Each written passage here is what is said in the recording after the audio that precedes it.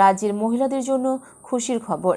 আজ হুল দিবসের অনুষ্ঠানে মুকুটমণিপুর থেকে রাজ্যের মুখ্যমন্ত্রী শুভেন্দু অধিকারী বড় ঘোষণা করলেন যে আগামীকাল বুধবার রাজ্যের মহিলাদের ব্যাংক অ্যাকাউন্টে সরাসরি ডিবিটির মাধ্যমে ৩,০০০ টাকা করে আর্থিক সহায়তা প্রদান করার কথা ঘোষণা করলেন তিনি। ইতিমধ্যেই যারা অনলাইনে আবেদন করেছিলেন অন্নপূর্ণা যোজনার জন্য এবং ১,৫,০০,০০০ মহিলার অ্যাকাউন্টে সরাসরি এই টাকা ট্রান্সফার করা হবে বলেই তিনি আজকের এই সভা থেকে ঘোষণা করেন।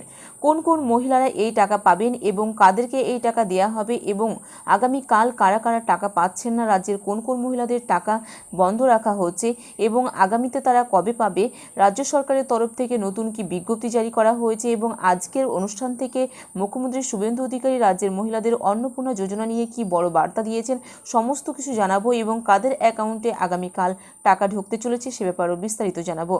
রাজ্যের মহিলাদের জন্য খুশির খবর।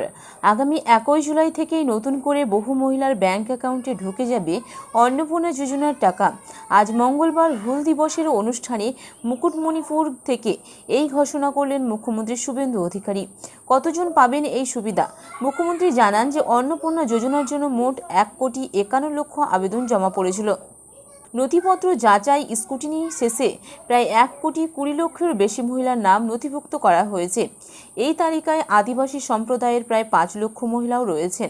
এই প্রকল্পের মাধ্যমে যোগ্য উপভোক্তারা প্রতি মাসে ৩,০০০ টাকা করে আর্থিক সহায়তা পাবেন। হুল দিবসে আদিবাসী উন্নয়নের জোর। মুকুটমণিপুরের সভায় মুখ্যমন্ত্রী আদিবাসী সমাজের উন্নয়নে বিশেষ গুরুত্ব আরোপ করেন। তিনি বলেন, আদিবাসীদের জল, জমি এবং জঙ্গলের অধিকার সুনিশ্চিত করাই আমাদের লক্ষ্য।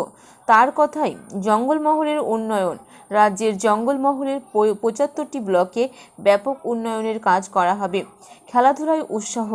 আদিবাসী তরুণ তরুণীদের ক্রীড়া ক্ষেত্রে উন্নতির জন্য সরকার বিশেষ পরিকল্পনা গ্রহণ করছে। সংরক্ষণ ও দুর্নীতি। তৃণমূল সরকারের বিরুদ্ধে সুর চড়িয়ে মুখ্যমন্ত্রী অভিযোগ করেন, বিগত সরকার স্থায়ী চাকরি ব্যবস্থা করেননি বলেই আদিবাসীদের সংরক্ষণ নীতি কার্যকর হয়নি।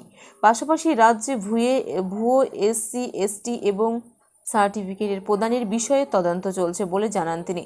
দুর্নীতি প্রমাণিত হলে অভিযুক্তদের বিরুদ্ধে কঠোর ব্যবস্থা নেওয়া হবে বলে হুঁশিয়ারি দেন মুখ্যমন্ত্রী। উল্লেখ্য, বিধানসভা নির্বাচনের আগে রাজ্যের মহিলাদের প্রতি মাসে ৩,০০০ টাকা দেওয়ার প্রতিশ্রুতি দিয়েছিল বিজেপি সরকার। সরকার গঠনের পরেই সেই প্রতিশ্রুতি রক্ষায় এই যোজনা চালু করে শুভেন্দু সরকার। যারা অনলাইনে বা অফলাইনে আবেদন করেছিলেন এবং যাদের নাম নথিভুক্ত হয়েছে, ১ জুলাই থেকে তাদের অ্যাকাউন্টে টাকা আসার প্রক্রিয়া আরও গতি পাবে বলে প্রশাসনিক সূত্রের খবর। আগামী ১ জুলাই অর্থাৎ আগামীকাল বুধবার অন্নপূর্ণা যোজনার টাকা কিন্তু ট্রান্সফার করার কথা ঘোষণা করলেন আজ মঙ্গলবার। ইতিমধ্যেই মুখ্যমন্ত্রী মুকুটমণিপুর সভা থেকেই তিনি ঘোষণা করলেন।